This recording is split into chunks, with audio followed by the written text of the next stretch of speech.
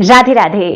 दोस्तों, आज इस वीडियो में मैं आपके साथ निर्जला एकादशी व्रत की संपूर्ण नियम शेयर करने जा रही हूँ। देखिए, साल की सबसे बड़ी एकादशी होती है निर्जला एकादशी। और आज के दिन जो भी व्रती, जो भी भक्त भगवान विष्णु, माता लक्ष्मी की पूरी निष्ठा, पूरे भाव के साथ में आराधना करता है, व्रत उपवास धारण करता है, उसे पूरे साल के एकादशी व्रतों का पुण्य फल प्राप्त होता है। निर्जला एकादशी को देखिए साल की सबसे कठिन एकादशी मानते हैं। क्यों मानते हैं? क्योंकि जैसा कि नाम में ही इसके है निर्जला, मतलब निर्जल निराहार रहकर इस व्रत को हम धारण करते हैं। जल की एक बूंद भी अगर हम ना पिए इस ज्येष्ठ मास में, तो समझिए जो साधक हैं, जो व्रती हैं, परेशानी उन्हें कितनी होती होगी। इन परेशानियों का सामना कर अगर इस एकमात्र व्रत को हम कर लेते हैं एकादशी के, इसीलिए हमें साल के अन्य सभी 24 एकादशी व्रतों का पुण्य फल प्राप्त हो जाता है। निर्जला एकादशी को भीमसेनी एकादशी कहते हैं, क्योंकि यही वजह थी कि भीमसेन ने, जो पांडवों में भीम थे, उन्होंने इस एकमात्र एकादशी के व्रत को किया और पूरे साल के अन्य एकादशी व्रतों का पुण्य फल प्राप्त किया, क्योंकि उनसे सभी एकादशी के व्रत धारण नहीं किए जाते थे। तो दोस्तों, इस एक एकादशी व्रत को अगर आप धारण करते हैं पूरी निष्ठा से, पूरे नियमों का पालन कर, तो अगर आप साल की अन्य एकादशी व्रत नहीं करते हैं तब भी कोई बात नहीं है, आपको सभी एकादशी व्रतों का पुण्य फल इस एकमात्र एकादशी व्रत को धारण करने से प्राप्त हो जाएगा। तो निर्जला एकादशी का व्रत सबसे पहले जान लेते हैं किस दिन है। देखिए, इस बार निर्जला एकादशी के व्रत 2 दिनों में मनाए जाएंगे, क्योंकि तिथि जो है वो 6 जून से प्रारंभ होकर 7 जून तक रहेगी।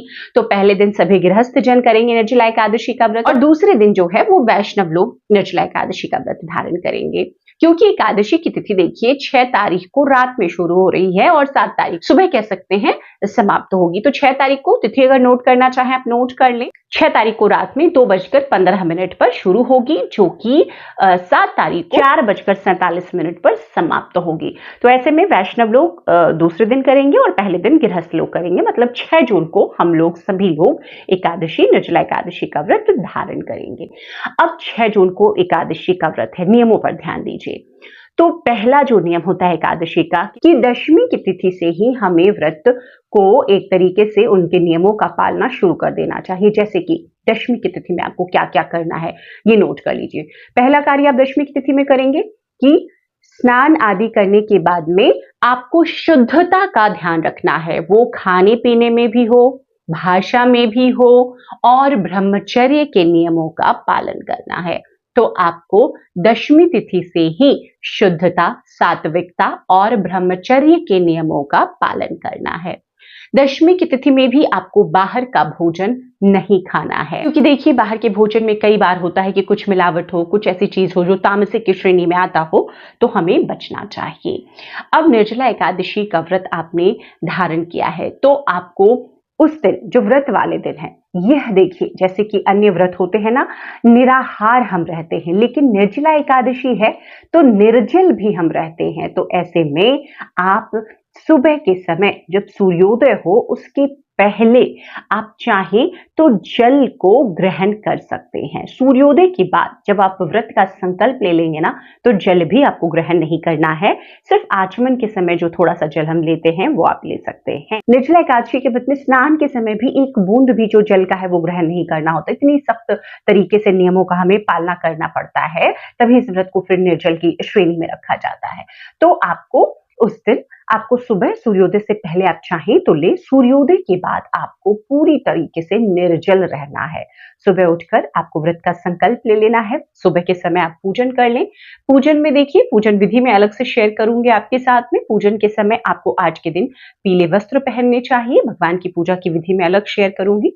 तो पीले वस्त्र पहनिए, शुद्ध सात्विक वस्त्र पहनिए। मतलब वस्त्र में अगर आप महिला हैं तो पीरियड्स वाले वस्त्र नहीं पहनिए। देखिए, जरूरी नहीं है कि नया वस्त्र पहनिए, लेकिन पीला रंग का कोई भी ऐसा वस्त्र जिसमें आप पीरियड्स के दौरान आपने यूज ना किया हो, वैसे कपड़े पहनिए, उसे ही शुद्ध माना जाता है। ठीक है, पुरुषों के लिए तो ये दिक्कत है ही नहीं है। आपको निर्जला एकादशी व्रत के दिन देखिए पूरे दिन अपने क्रोध पर काबू रखना है। ये बहुत ही कठिन नियम है। देखिए, हम सभी व्रत में रहते हैं, उपवास में रहते हैं, लेकिन क्रोध पर नियंत्रण नहीं होता। आपको आज के दिन क्रोध पर काबू करना है। आपको किसी के लिए भी बुरे शब्दों का इस्तेमाल नहीं करना है। देखिए व्रती हैं, वैसे भी नहीं करना चाहिए और व्रत में तो भूल कर ना करें, व्रत खंडित हो जाता है। यहाँ तक कि अपने बच्चों पर भी आज के दिन गुस्सा नहीं करना चाहिए। गुस्सा करने से हमारा व्रत खंडित हो जाता है, तो ध्यान रखिएगा। निर्जला एकादशी व्रत के दिन देखिए, जैसा कि मैंने कहा आज आपको जैसे कि संयमित होकर, तो आप कोशिश करें कि आप घर पर रहें और पूरे दिन व्रत आपने पूजन कर लिया सुबह में तो भगवान के नाम जाप में रहें। आप आज चाहें तो उनके किसी भी एक मंत्र का जाप ले लें, आप चाहें तो विष्णु सहस्त्र नाम पढ़ें, आप भजन ही सुन सकते हैं, कोई दिक्कत नहीं, आप भजन सुनिए।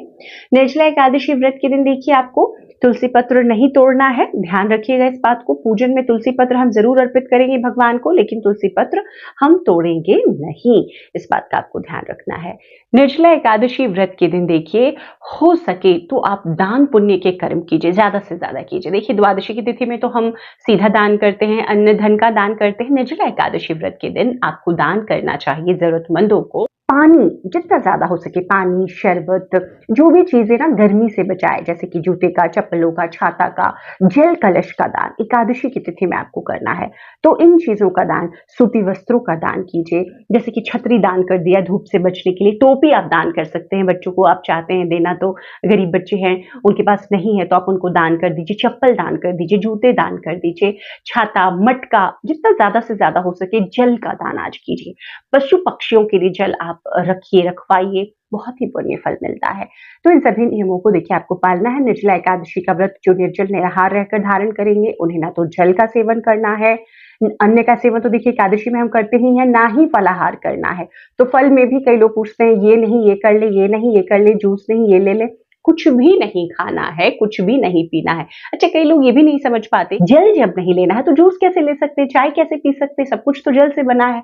तो जल नहीं लेना मतलब कुछ भी नहीं लेना। जल तो मतलब समझिए कि जो सबसे जरूरी चीज है, जब उसका ही त्याग कर दे तो बाकी चीजें तो बिल्कुल हमें लेनी ही नहीं है।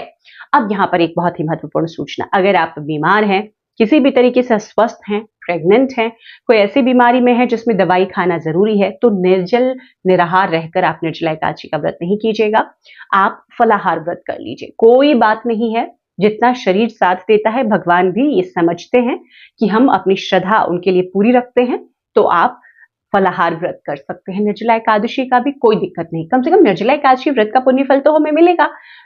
पूरे 24 एकादशी व्रत का पुण्य फल ना मिले तो फलाहार कर लीजिए। जो प्रेग्नेंट लेडी हैं उनको तो 6 महीने के बाद व्रत नहीं करना है, ध्यान रखिएगा। कोई ऐसी बीमारी से परेशान है जिसमें कि बिल्कुल स्वास्थ्य साथ नहीं दे रहा है, इस बार निर्जला एकादशी का व्रत आपका छूट जाएगा, कोई बात नहीं है, एकादशी के व्रत में ऐसा होता है। आप कर पा रहे हैं तो कीजिए और नहीं कर पा रहे हैं तो कोई बात नहीं, अगले साल फिर कर लीजिएगा।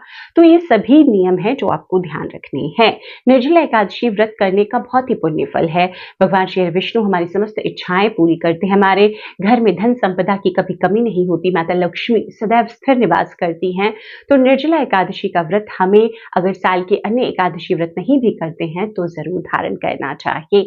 आज की जो पूजा विधि है वो अलग से मैं शेयर करूंगी, मैं कोशिश करूंगी पूजा विधि आपके साथ करके शेयर करूं और आप उसका पूरा लाभ उठा सकें। ये वीडियो अगर पसंद आए तो वीडियो को लाइक कर दीजिएगा, ज्यादा से ज्यादा लोगों तक शेयर कर दीजिएगा। चैनल पर पहली बार आए, इस तरह की जानकारियों के लिए चैनल को सब्सक्राइब भी जरूर कर लीजिए, क्योंकि आगे भी सभी व्रत त्योहारों की संपूर्णता से इसी प्रकार से आपको जानकारियां यहाँ पर प्राप्त होती रहेंगी।